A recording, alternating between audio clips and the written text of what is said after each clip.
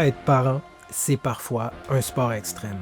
Être parent, ça veut dire être confronté à plusieurs défis, dont celui de trouver et maintenir l'équilibre entre notre vie professionnelle et notre vie familiale. Pas besoin de vous faire un dessin, c'est pas toujours évident. Quand on est fatigué, stressé ou simplement très occupé à cause du travail, c'est trop souvent les enfants qui en paient le prix.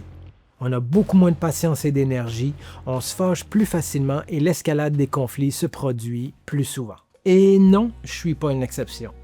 J'ai aussi perdu plusieurs occasions de donner l'exemple. En fait, j'ai souvent donné un mauvais exemple. Et on me l'a fait remarquer. Oh que oui!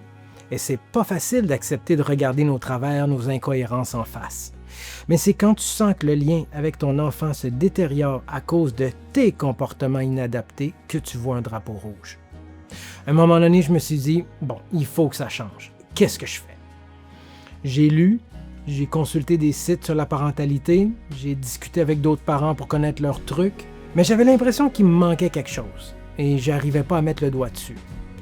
J'ai la chance d'avoir une conjointe psychoéducatrice et c'est grâce à elle que j'en ai appris beaucoup sur les comportements d'opposition. Mais c'est pas tout le monde qui est dans cette situation-là, évidemment. Donc à un moment donné, une ampoule s'est allumée dans ma tête. Je vais créer des outils vidéo pour les parents qui vivent la même situation. Et c'est à ce moment que je suis tombé sur la docteure Myriam Tahiri-Hassani qui avait écrit un livre sur le sujet. Le résultat, c'est le tout premier outil d'accompagnement psychologique autoguidé de mon chemin qui s'appelle l'opposition chez l'enfant.